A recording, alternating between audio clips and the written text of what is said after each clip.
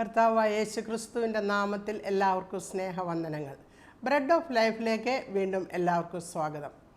ഇന്നത്തെ നമ്മുടെ ചിന്തയ്ക്കായിട്ട് സങ്കീർത്തനങ്ങൾ 37-ൻ്റെ 4-ാം വാക്യം വായിക്കാം. സങ്കീർത്തനങ്ങൾ 37, 4-ാം വാക്യം. യഹോവയിൽ തന്നെ രസിച്ചു കൊള്ളുക, അവൻ നിൻ്റെ ഹൃദയത്തിലെ ആഗ്രഹങ്ങളെ നിനക്ക് തരും. യഹോവയിൽ തന്നെ രസിച്ചു കൊള്ളുക, അവൻ നിൻ്റെ ഹൃദയത്തിലെ ആഗ്രഹങ്ങളെ നിനക്ക് തരും. Delight yourself in the Lord, and He will give you the desires and petitions of your heart.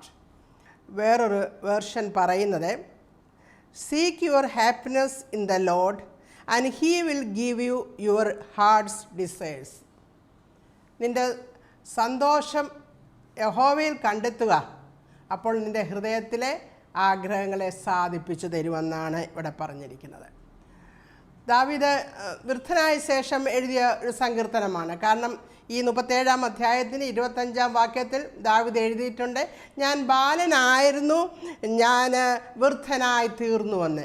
അപ്പോൾ താൻ വൃദ്ധനായി തീർന്നപ്പോൾ തൻ്റെ വാർദ്ധക്യ സമയത്ത് എഴുതിയ സങ്കീർത്തനമാണ്. തൻ്റെ ജീവിതത്തിൻ്റെ അനുഭവത്തിൽ വിവിധമായ ജീവിതാനുഭവങ്ങളിൽ കൂടി ദാവീദ് കടന്നു പോയപ്പോൾ ഒരു ആട്ടിടയനായി തൻ്റെ ജീവിതം ആരംഭിച്ച ദാവീദ് താൻ ഒരു രാജാവായി തീരുന്നത് വരെയുള്ള തൻ്റെ ജീവിതത്തിൻ്റെ വിവിധമായ മേഖലകളിൽ ദൈവത്തിൽ സന്തോഷം കെട്ടിയ ദാവീദാണ് തൻ്റെ ജീവിതത്തിൻ്റെ അനുഭവത്തിൽ കൂടി എഴുതിയിരിക്കുന്നത്.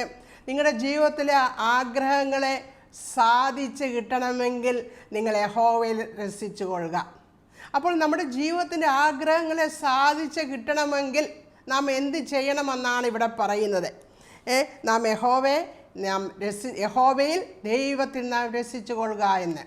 ഇത് ഈ സങ്കീർത്തനത്തിൻ്റെ ആദ്യ ഭാഗത്ത് ഇങ്ങനെ എഴുതിയിരിക്കുന്നു, ദുഷ്പ്രവർത്തിക്കാരുടെ നിമിത്തം നീ മുഷിയരുതേ, നീതികേട് ചെയ്യുന്നവരോട് അസൂയപ്പെടുകയും അരുതേ എന്ന്.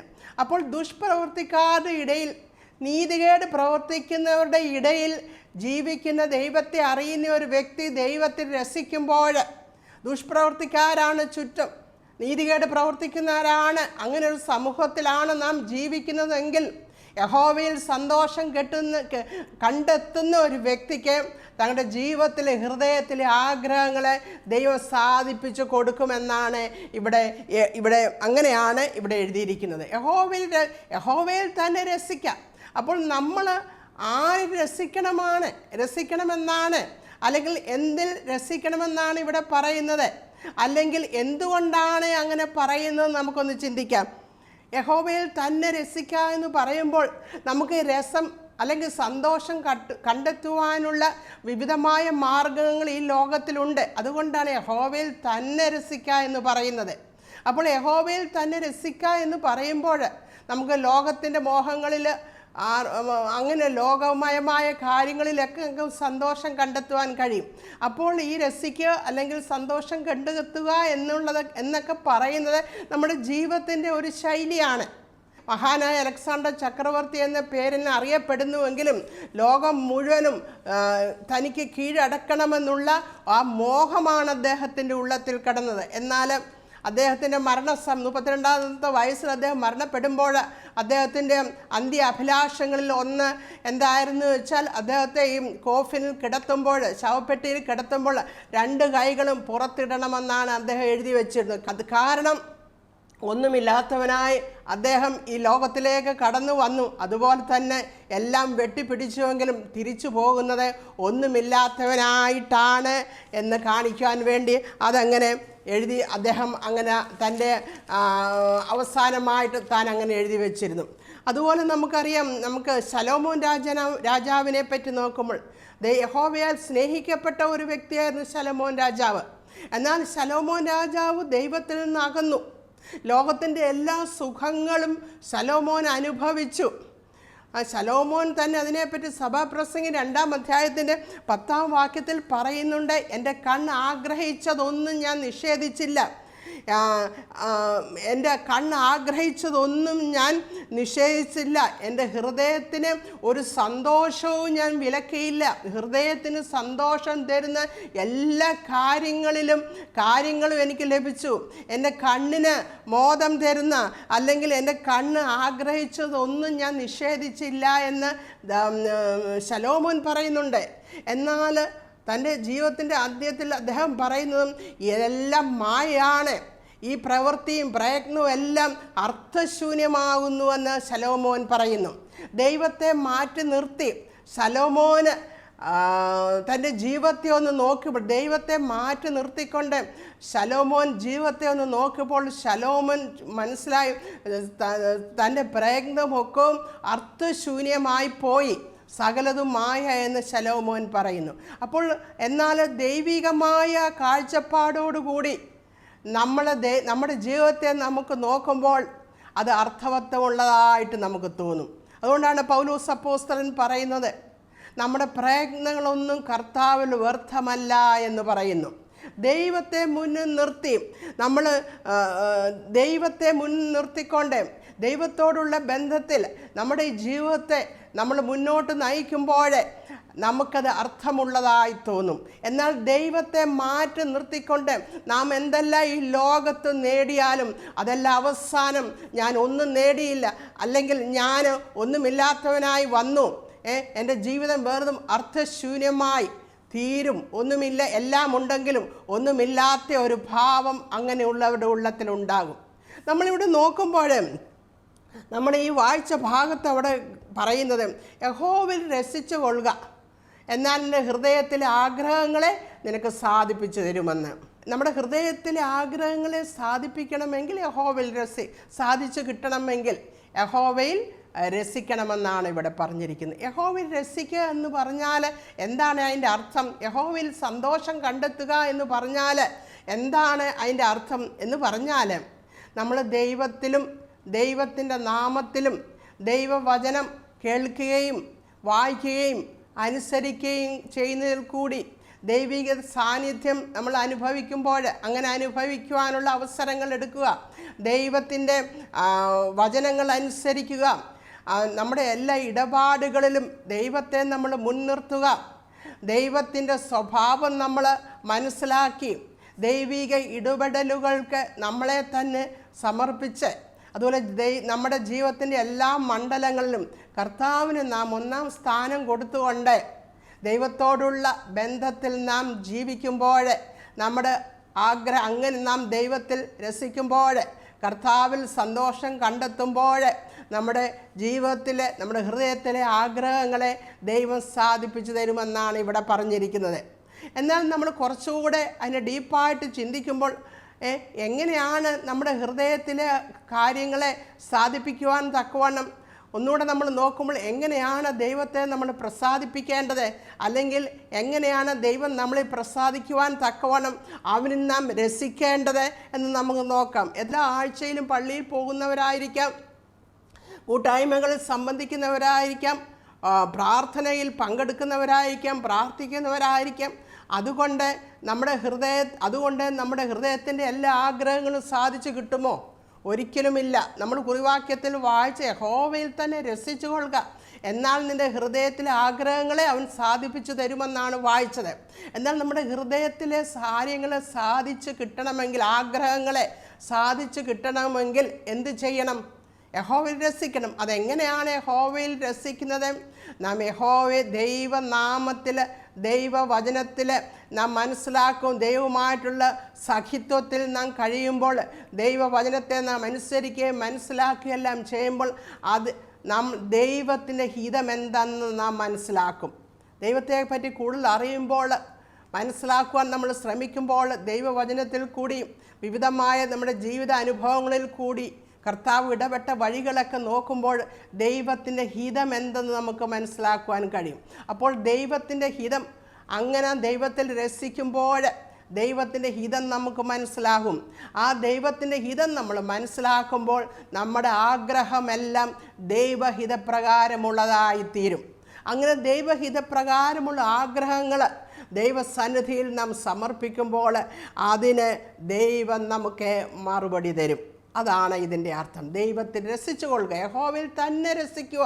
അവൻ ഒന്നാം സ്ഥാനം കൊടുത്തുകൊണ്ട് ആ ദൈവത്തിൻ്റെ വചനത്തെ നാം മനസ്സിലാക്കി അതിനനുസരിക്കുവാൻ നമ്മളെ തന്നെ സമർപ്പിക്കുമ്പോൾ ദൈവത്തിന് ഹിതം ദൈവം നമുക്ക് കാണിച്ചു തരും.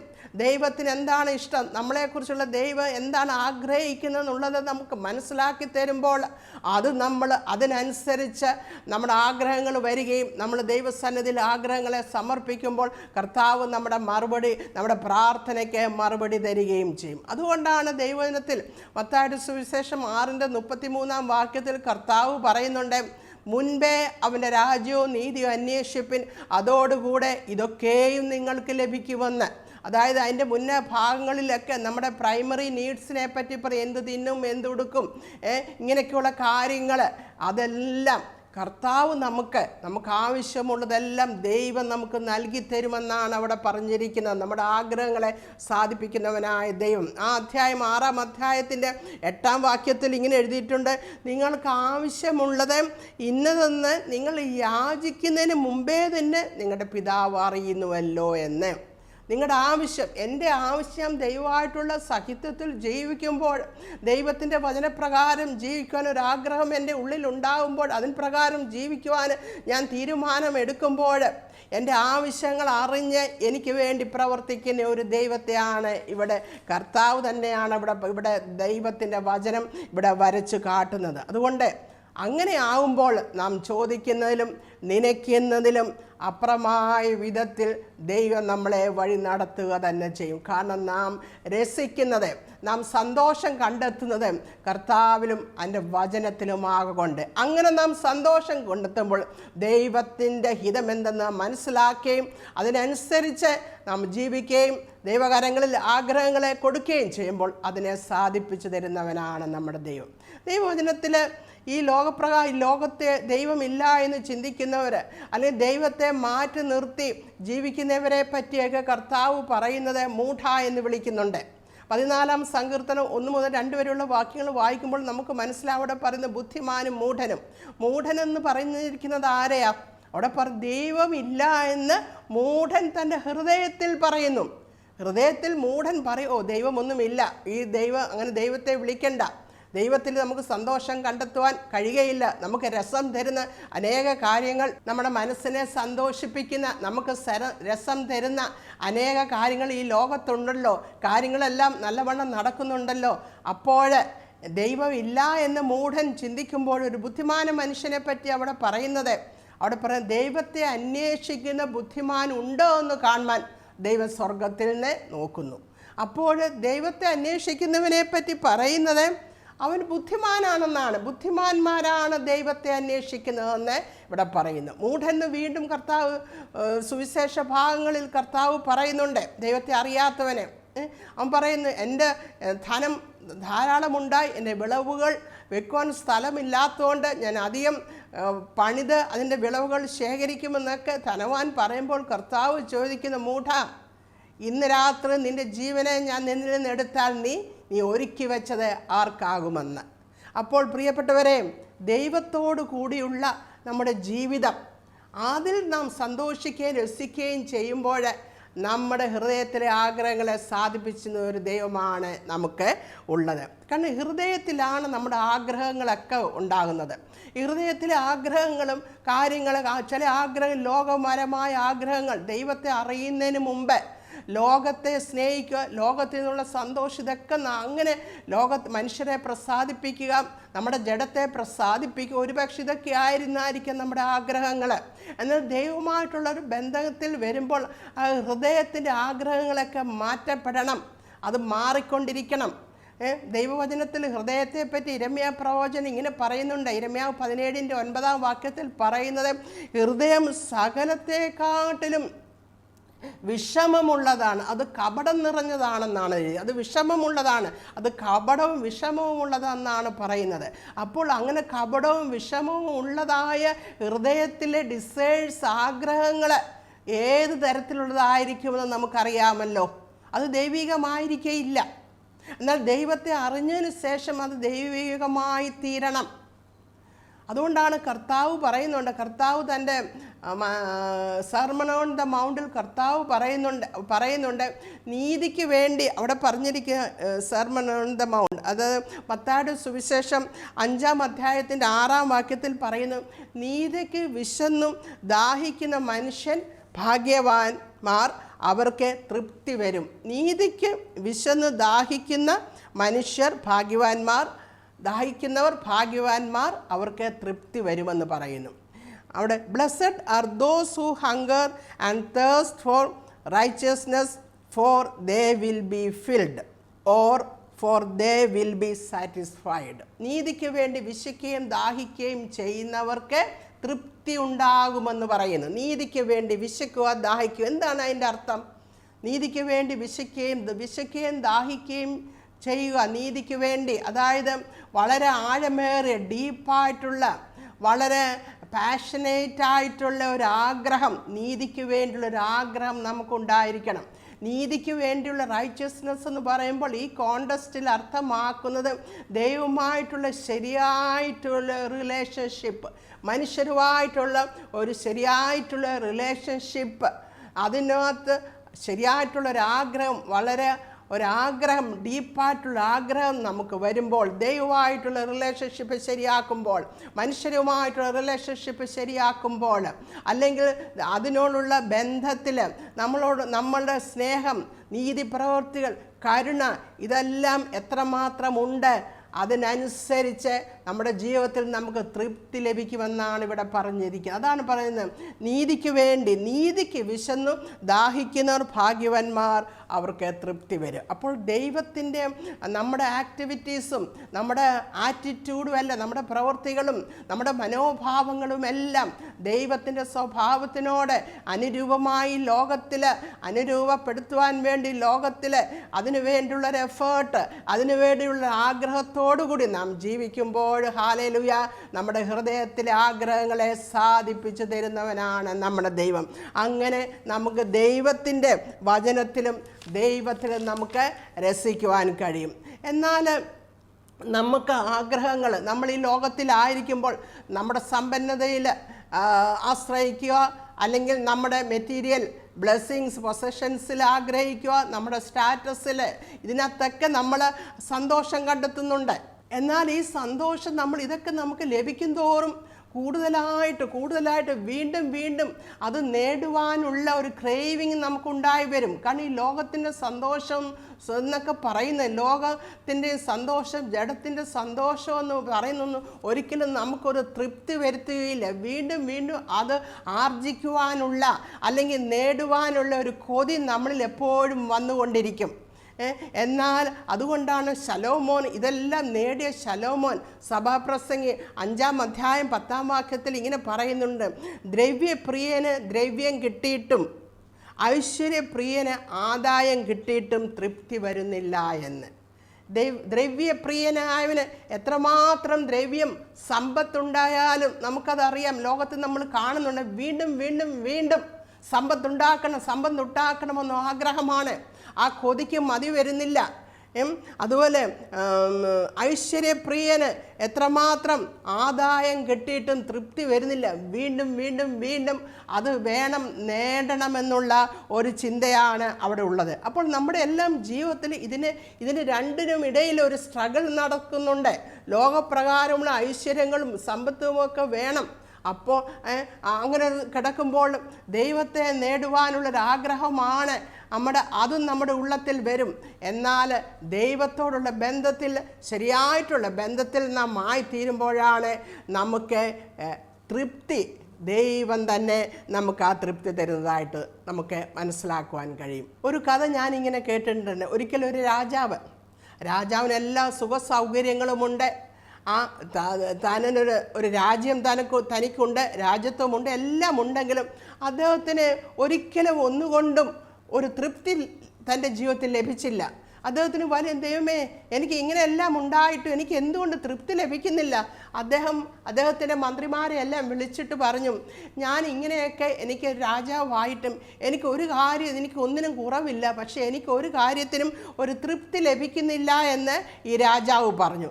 അപ്പോൾ മന്ത്രിമാരെല്ലാം ഒരു പദ്ധതി തയ്യാറാക്കിയിട്ട് പറഞ്ഞു, നീ നിൻ്റെ ദേശത്തെ ആൾക്കാരെ അയച്ച് തൃപ്തിയുള്ളവരെ അന്വേഷിക്കട്ടെ.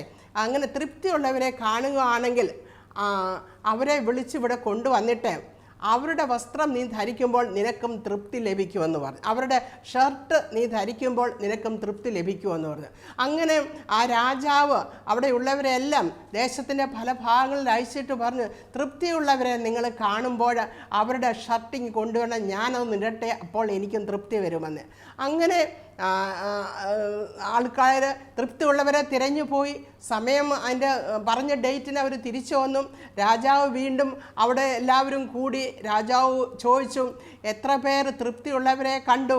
ആ തൃപ്തിയുള്ളവരുടെ ഷർട്ട് നിങ്ങൾ കൊണ്ടുവന്നിട്ടുണ്ട് എങ്കിൽ മുൻപിലോട്ട് കൊണ്ടുവരണമെന്ന് പറഞ്ഞപ്പോൾ ആരും മുൻപിലോട്ട് വന്നില്ല. അവർ പറഞ്ഞു, ഞങ്ങൾ തൃപ്തിയുള്ളവരെ ആരെയും ഞങ്ങൾ കണ്ടില്ല, ഈ രാജ്യം മുഴുവനും ഞങ്ങൾ സഞ്ചരിച്ചിട്ടും ഞങ്ങൾ തൃപ്തിയുള്ളവരെ ആരെയും കണ്ടില്ല എന്നും പറഞ്ഞു. അപ്പോൾ രാജാവിന് വളരെ വിഷമം തോന്നി. അപ്പോൾ ഒരു മനുഷ്യൻ കൈ ഉയർത്തിക്കൊണ്ട് പറഞ്ഞു, ഞാൻ ഒരാളെ കണ്ടു എന്ന് പറഞ്ഞു. അപ്പോൾ രാജാവ് ചോദിച്ചു, എന്നിട്ട് അയാൾ ഇട്ടുന്ന ഷർട്ട് എന്തിയാ നീ എനിക്ക് കൊണ്ടുവന്നില്ലേ എന്ന് ചോദിച്ചു. അപ്പോൾ ആ മനുഷ്യൻ പറഞ്ഞു, അദ്ദേഹത്തിന് ഷർട്ടില്ലായിരുന്നു, അദ്ദേഹം ഷർട്ട് ഇട്ടിട്ടില്ലായിരുന്നു എന്ന്. അപ്പോൾ എന്താണ് ഇതിൻ്റെ അർത്ഥം? നമുക്ക് എന്തെങ്കിലും ഉള്ളത് കൊണ്ടല്ല നമുക്ക് തൃപ്തി ഉണ്ടാകുന്നത്. നമുക്കില്ലാത്തപ്പോഴും നമുക്ക് തൃപ്തി ഉണ്ടായിരിക്കണം. ദൈവത്തോടുള്ള ബന്ധത്തിൽ മാത്രമേ, ശരിയായിട്ടുള്ള ഒരു ബന്ധത്തിൽ മാത്രമേ നാം തൃപ്തിയുള്ളവരായിത്തീരുകയുള്ളൂ. അതുകൊണ്ടാണ് നമുക്ക് ദൈവവചനത്തിൽ നല്ലൊരു ഭാഗം അതിനെപ്പറ്റി പറയുന്നുണ്ട്. നമ്മുടെ കർത്താവ് ശമരിയക്കാരി സ്ത്രീയുമായിട്ട് സംസാരിച്ചപ്പോൾ ശമരിയക്കാരി സ്ത്രീയോട് വെള്ളം ചോദിക്കുന്നുണ്ട്. അപ്പോൾ ആ സ്ത്രീ യേശുവിനോട് പറയുന്നു, അപ്പോൾ ആ സ്ത്രീ യേശുവിനോട് പറയുന്നു, നീ ഒരു യഹൂദനായിരിക്കെ ശമരിയക്കാരത്തിയായ സ്ത്രീ എന്നോട് എന്തിനാണ് വെള്ളം ചോദിക്കുന്നതെന്ന് ചോദിച്ചപ്പോൾ യേശു പറയുന്നു, നീ ദൈവത്തിൻ്റെ ദാനോ നിന്നോട് കുടിപ്പാൻ ചോദിക്കുന്നവൻ ആരെന്നും അറിഞ്ഞിരുന്നു എങ്കിൽ നീ അവനോട് ചോദിക്കുകയും അവൻ നിനക്ക് ജീവനുള്ള വെള്ളം തരികയും ചെയ്യുമായിരുന്നു എന്ന് പറഞ്ഞു. അപ്പോൾ ആ സ്ത്രീ വീണ്ടും പറയുന്നു, എങ്ങനെയാണ്, ആഴമുള്ള കിണറാണ്, നീ എങ്ങനെയാണ് ജീവനുള്ള വെള്ളം എങ്ങനെയാണ് കോരി എടുക്കുന്നത്? ഇത് ആഴമുള്ള കിണറാണല്ലോ എന്നൊക്കെ ആ സ്ത്രീ അവിടെ പറയുമ്പോൾ യേശു പിന്നെയും യോഹന്നാൻ സുവിശേഷം 4-ാം അധ്യായം 13-ാം വാക്യത്തിൽ പറയുന്നുണ്ട്, കർത്താവ് പറയുന്നു, യേശു അവനോട്, ഈ വെള്ളം കുടിക്കുന്നവനെല്ലാം ദാഹിക്കും, ഞാൻ കൊടുക്കുന്ന വെള്ളം കുടിക്കുന്നവനോ ഒരു നാളും ദാഹിക്കയില്ല എന്ന് പറഞ്ഞു. യേശു പറഞ്ഞു, ഈ വെള്ളം കുടിക്കുന്നവന് ദാഹിക്കും. വീണ്ടും ആ തേഴ്സ്റ്റ് വെള്ളം കുടിച്ചു കഴിഞ്ഞ് കുറേ കഴിയുമ്പോൾ വീണ്ടും നമുക്ക് ദാഹമുണ്ടാകും. എന്നാൽ കർത്താവ് പറഞ്ഞു, ഞാൻ കൊടുക്കുന്ന വെള്ളം, ജീവനുള്ള വെള്ളം കുടിക്കുന്നവൻ ഒരു നാളും ദാഹിക്കയില്ല എന്ന് പറഞ്ഞു. ജീവനുള്ള വെള്ളം എന്ന് പറയുമ്പോഴും പരിശുദ്ധാത്മാവ്, അതായത് ആ പരിശുദ്ധാത്മാവ് നമ്മളെ നിത്യജീവങ്കിലേക്ക് നമ്മളെ നടക്കും. മറ്റേ ഈ ലോകത്തിലെ വെള്ളങ്ങളും മറ്റുള്ള കാര്യങ്ങളൊക്കെ നമ്മൾ അനുഭവിക്കുമ്പോൾ വീണ്ടും വീണ്ടും ദാഹവും വിശപ്പും എല്ലാം നമുക്കുണ്ടാകും. എന്നാൽ കർത്താവ് തരുന്ന ജീവജലം, അതായത് ആ പരിശുദ്ധാത്മാവ്, ദൈവമായിട്ടുള്ള ബന്ധത്തിലേക്ക് നമ്മൾ കടന്നു പോകുമ്പോൾ അത് നമ്മുടെ മരണത്തിന് അപ്പുറത്തേക്കും അത് നീണ്ടുപോകുന്നതാണ് ആ നിത്യജീവൻ. അതാണ് കർത്താവ് ഇവിടെ പറയുന്നത്. കർത്താവുമായിട്ടുള്ള ബന്ധത്തിലേക്ക് നമ്മൾ പോകുമ്പോൾ അപ്പോഴാണ് നമുക്ക് ഇല്ലായ്മയിലും നമ്മൾക്ക് കുറവ് വന്നാലും ദൈവം തരുന്ന നമുക്ക് തൃപ്തി തരികയും അതിൽ കൂടി നമുക്ക് തൃപ്തരായി ജീവിക്കുവാനും കഴിയും. ഈ ലോകത്തിലെ ഒന്നിനും നമുക്ക് തൃപ്തി തരുവാൻ കഴിയുകയില്ല. നമ്മുടെ ആഗ്രഹങ്ങൾ ആഗ്രഹങ്ങളെ വീണ്ടും വീണ്ടും ആഗ്രഹങ്ങൾ വന്നുകൊണ്ടിരിക്കും. എന്നാൽ കർത്താവുമായിട്ടുള്ള യഥാർത്ഥമായ പരിശുദ്ധാത്മാവുമായിട്ടുള്ള ബന്ധത്തിലേക്ക് കടന്നു വരുമ്പോൾ നമ്മുടെ മരണം കഴിഞ്ഞാലും നിത്യജീവനിലേക്ക് നമ്മളെ കടത്തിക്കൊണ്ടു പോകുന്നതാണ് കർത്താവുമായിട്ടുള്ള ബന്ധം. അത് നമുക്ക് തൃപ്തി നമുക്ക് തരുന്നത്. അതുകൊണ്ടാണ് പൗലോസ് പറയുന്നുണ്ട്, ഉള്ള അവസ്ഥയിൽ എനിക്ക് അലംഭാവത്തോടിരിക്കാൻ കഴിയും. അലംഭാവത്തോടുകൂടി ഇരിക്കുക എന്ന് പറഞ്ഞാൽ സംതൃപ്തിയോടുകൂടി ഇരിക്കുക എന്നുള്ളത്. ഉള്ള അവസ്ഥയിൽ അത് താഴ്ചയിലും എനിക്ക് സംതൃപ്തിയോടുകൂടി ഇരിക്കാൻ കഴിയും. അത് സമൃദ്ധിയിലും എനിക്ക് സമൃദ്ധിയിൽ മാത്രമല്ല, താഴ്ചയിൽ ഉള്ളപ്പോഴും ഇല്ലാത്തപ്പോഴും എല്ലാം എനിക്ക് തൃപ്തനായിരിക്കുവാൻ കഴിയുമെന്ന് പൗലോസ് പറയുന്നുണ്ട്. എന്താണ്? ആ ദൈവവുമായിട്ടുള്ള പരിശുദ്ധാത്മാവുമായിട്ടുള്ള ഉള്ളത്തിലുള്ള ആ ബന്ധം കൊണ്ടാണ് അതിന് കഴിയുന്നതും. അതുകൊണ്ടാണ് പൗലോസ് തന്നെ തിമോത്തിയോസിനോട് പറയുന്നുണ്ട്. 1 തിമോത്തിയോസ് 6-ാം അധ്യായത്തിൻ്റെ 6-ാം വാക്യത്തിൽ പറയുന്നുണ്ട്, godliness with containment is great gain. അതായത് അലംഭാവത്തോടു കൂടിയ ദൈവഭക്തി വലിയ ആദായം ആകുന്നു. അലംഭാവത്തോടുകൂടിയ ദൈവഭക്തി എന്ന് പറയുമ്പോൾ സംതൃപ്തിയോടുകൂടിയുള്ള ദൈവഭക്തിയും വളരെ ആദായകരമാകുന്നുവെന്ന്. തൃപ്തിയോടുള്ള ദൈവഭക്തിക്ക് മാത്രമേ ശരിയായിട്ടുള്ള ഒരു വ്യക്തിക്ക് മാത്രമേ ശരിയായിട്ടുള്ള ഒരു ദൈവഭക്തിയോടുകൂടി ഒരു ജീവിതം നയിക്കുവാൻ കഴിയത്തുള്ളൂ. അല്ലെങ്കിൽ വീണ്ടും വീണ്ടും ഈ ലോകത്തെ നേടുവാനുള്ള മോഹം നമ്മളിൽ കിടക്കും. നമ്മൾ ദൈവത്തിൽ നിന്ന് ദൈവത്തിൻ്റെ വഴിയിൽ നിന്ന് നമ്മളെ അത് അകറ്റിക്കൊണ്ട് പോകുന്നതായിരിക്കും. അപ്പോൾ നമ്മൾ ചിന്തിച്ചത് നമുക്ക് സന്തോഷം കണ്ടെത്തുവാൻ, നമ്മൾ ദൈവത്തിൽ നാം സന്തോഷം കണ്ടെത്തുമ്പോഴാണ് നമ്മുടെ ആഗ്രഹങ്ങൾ സാധിക്കുന്നതെന്നുള്ളതാണ് നമ്മുടെ വിഷയം. ദൈവവചനത്തിൽ പറയുന്നുണ്ട്, ലോകത്തിനുള്ളതിനെയും 1 യോഹന്നാൻ 2:15 പറയുന്നു, ലോകത്തിലുള്ളതിനെയും സ്നേഹിക്കരുത് എന്ന് പറയുന്നു. എന്താണ് ദൈവം സൃഷ്ടിച്ച ലോകത്തെയോ ദൈവം സൃഷ്ടിച്ച മനുഷ്യരെയോ സ്നേഹിക്കരുതെന്നല്ല. ഈ ലോകത്തിൽ നിന്ന് പിശാചിൻ്റെ അധീനതയിൽ പ്രവർത്തിക്കുന്ന ഒരു സിസ്റ്റമുണ്ട്. അതിൻ്റെ ഗോള് വേറെയാണ്. അപ്പോൾ അതിനോട് നമ്മൾ പോകരുത്, അതിനെ നാം സ്നേഹിക്കരുത്. അതൊരു നല്ല ഓർഡറിൽ പ്രവർത്തിക്കുന്ന ഒരു സിസ്റ്റമാണ്. അതിൻ്റെ പ്രിൻസ് എന്ന് പറയുന്നത് പിശാചാണ്. അതിനെ നാം സ്നേഹിക്കരുതെന്നാണ് ഇവിടെ പറഞ്ഞിരിക്കുന്നത്. വേറൊരു ഭാഗത്ത് പറയുന്നുണ്ട്, ഈ ലോകത്തിന് നാം അനുരൂപരാകരുത്. ഈ ലോകത്തിന് നാം ഈ ലോകം നമ്മുടെ കണ്ണിനും നമ്മുടെ കാതിനും നമ്മുടെ മനസ്സിനുമെല്ലാം ഇമ്പം തരുന്നതാണ് ഈ ലോകം. അതിനോട് നാം അനുരൂപരാകരുത് എന്ന് പറയുന്നു. വേറൊരു ഭാഗത്ത് 1 കൊരിന്ത്യർ 7-ാം അധ്യായത്തിലെ 31-ാം വാക്യത്തിൽ പറഞ്ഞു, ഈ ലോകത്തിൻ്റെ രൂപം ഒഴിഞ്ഞു പോകുന്നതാണ്. ഈ ലോകത്തിൻ്റെ രൂപം ഒഴിഞ്ഞു പോകുന്നതാണ് എന്ന് പറയുന്നു. വേറൊരു ഭാഗത്ത് പറയുന്നു, എബ്രായ ലേഖനം 13-14 വാക്യത്തിൽ പറഞ്ഞ്, ഇവിടെ നമുക്ക് നിലനിൽക്കുന്ന നഗരമില്ലല്ലോ, എല്ലാം തീക്കായി സൂക്ഷിച്ചു വെച്ചിരിക്കുകയാണ്. ഇവിടെ നമുക്ക് നിലനിൽക്കുന്ന നഗരമില്ലല്ലോ എന്ന്. വീണ്ടും തിമോത്തിയോസിന് എഴുതിയ പുസ്തകത്തിൽ പൗലോസ് പറയുന്നു, 1 തിമോത്തിയോസ് 6:17 വാക്യത്തിൽ പറയുന്നു, നിശ്ചയമില്ലാത്ത ധനത്തിലല്ല സകലതും നമുക്ക് ധാരാളമായി അനുഭവിപ്പാൻ തരുന്ന ദൈവത്തിൽ നമ്മൾ പ്രത്യാശയുള്ളവരായി തീരണമെന്ന്. അപ്പോൾ ഈ ലോകത്തിൻ്റെ കാര്യങ്ങളിലല്ല നമ്മൾ ശ്രദ്ധ വെക്കേണ്ടത്, ദൈവത്തിൽ പ്രത്യാശയുള്ളവരായി തീരണം. ലോകത്തിൻ്റെ എല്ലാ സുഖങ്ങളും അനുഭവിച്ച ശലോമോൻ അവസാനം എന്താണ് പറയുന്നത്? സഭാപ്രസംഗി 12-ാം അധ്യായത്തിൻ്റെ അവസാന വാക്യങ്ങളിൽ പറയുന്നുണ്ട്. 13-ാം വാക്യത്തിൽ ഇങ്ങനെ പറയുന്നു, എല്ലാത്തിൻ്റെയും സാരം കേൾക്കുക, ദൈവത്തെ ഭയപ്പെട്ട് അവൻ്റെ കൽപ്പനകളെ അനുസരിക്കുക എന്ന്. എല്ലാത്തിൻ്റെയും സാരം കേൾക്കുക, ദൈവത്തെ ഭയപ്പെടുക, അവൻ്റെ കൽപ്പനകളെ പ്രമാണിക്കുക എന്ന് പറയുന്നു. അപ്പോൾ നമ്മൾ ഇന്ന് വായിച്ച കുറിവാക്യത്തോടുള്ള ബന്ധത്തിൽ നാം ദൈവത്തെ രസിക്കുമ്പോൾ, നാം യഹോവയെ രസിക്കുമ്പോൾ അവൻ നമ്മുടെ ഹൃദയത്തിലെ ആഗ്രഹങ്ങളെ സാധിപ്പിച്ചു തരും. അപ്പോൾ ഹൃദയത്തിലെ ആഗ്രഹങ്ങളെ സാധിപ്പിക്കുവാൻ ഹല്ലേലൂയ നാം ദൈവത്തിൽ സന്തോഷം കണ്ടെത്തുക, നാം ദൈവത്തിലും ദൈവവചനത്തിലും നാം രസിക്കുക. അപ്പോൾ നമ്മുടെ ക്രിസ്തീയ ജീവിതം അത് പാറമേൽ പണിത ഭവനം പോലെ എന്തെല്ലാം കോളിളക്കങ്ങൾ ഉണ്ടായാലും നമ്മൾ വീഴാതെ നിൽക്കുവാൻ കഴിയും. ദൈവം നമ്മളെ പ്രസാദിക്കും, ദൈവം നമുക്ക് വിടുതലുണ്ടാകും. ഈ ലോകത്തോട് അനുരൂപപ്പെടാതെ, തീക്കായി സൂക്ഷിച്ചിരിക്കുന്ന ഈ ലോകത്തോട് അനുരൂപപ്പെട്ടു പോകാതെ, ജഡികമായ ചിന്തകളിൽ നിന്നെല്ലാം മാറി ജീവിച്ച് ദൈവത്തിൽ സന്തോഷം കിട്ടുവാൻ ദൈവം നമ്മളെ സഹായിക്കും. അങ്ങനെ ദൈവത്തിൻ്റെ നല്ല മക്കളായി നമ്മുടെ ജീവിതം ഈ ലോകത്തിൽ കഴിക്കുവാൻ ദൈവം നമ്മളെ സഹായിക്കട്ടെ. പ്രിയപ്പെട്ടവരെ, നമുക്ക് കർത്താവിൽ തന്നെ നമുക്ക് രസിക്കാം. അപ്പോൾ നമ്മുടെ ഹൃദയത്തിലെ ആഗ്രഹങ്ങളെ അവൻ സാധിച്ചു തരും. ഹല്ലേലൂയ. ഈ വചനങ്ങളാൽ ദൈവം നമ്മളെ അനുഗ്രഹിക്കുമാറാകട്ടെ. നമുക്കൊരു നിമിഷം പ്രാർത്ഥിക്കാം. കർത്താവേ, ഹല്ലേലൂയ, സ്തോത്രം സ്തോത്രം. കർത്താവേ, ഹല്ലേലൂയ. ഈ ലോകത്തിൽ ദൈവമേ, ഞങ്ങൾ ഈ ലോകത്തിലെ കാര്യങ്ങളിലാണോ ഞങ്ങൾ സന്തോഷം കണ്ടെത്തുന്നത്? അത് യഹോവയിലാണോ കർത്താവിലാണോ ഞങ്ങൾ സന്തോഷം കണ്ടെത്തുന്നതെന്ന് ഞങ്ങളുടെ ജീവിതത്തെ ഒന്ന് ശോധന ചെയ്യുവാൻ ഞങ്ങളെ സഹായിക്കണമേ. യഹോവയിൽ കർത്താവിൽ സന്തോഷം കണ്ടെത്തുമ്പോൾ ഹല്ലേലൂയ ഞങ്ങളുടെ ഹൃദയങ്ങളെ സാധിപ്പിച്ചു തരുന്ന ഒരു ദൈവത്തെ പറ്റി ഞങ്ങൾ കേട്ടല്ലോ കർത്താവേ. അങ്ങയിൽ സന്തോഷം കണ്ടെത്തുവാൻ ഞങ്ങളെ സഹായിക്കണമേ. ലോകവും അതിൻ്റെ മോഹവും ഒഴിഞ്ഞു പോകും, എന്നാൽ ദൈവം ഇഷ്ടം ചെയ്യുന്നവരോ എന്നേക്കും നിലനിൽക്കും. ലോകത്തിൻ്റെ മോഹങ്ങളിൽ വീണു പോകാതെ കർത്താവിന് ഇഷ്ടം ചെയ്തുകൊണ്ട് കർത്താവെ ഞാൻ ജീവിപ്പാൻ ഞങ്ങളെ അവിടുന്ന് സഹായിക്കണമേ എന്ന് പ്രാർത്ഥിക്കുന്നു. അതിന് ഞങ്ങളെ തന്നെ സമർപ്പിക്കുന്നു. പ്രാർത്ഥന കേട്ടതിനെ ഓർത്ത് സ്തോത്രം. കർത്താവായ യേശു ക്രിസ്തുവിൻ്റെ നാമത്തിൽ തന്നെ ആമീൻ. കർത്താവ് അനുവദിച്ചാൽ നമുക്ക് വീണ്ടും കാണാം.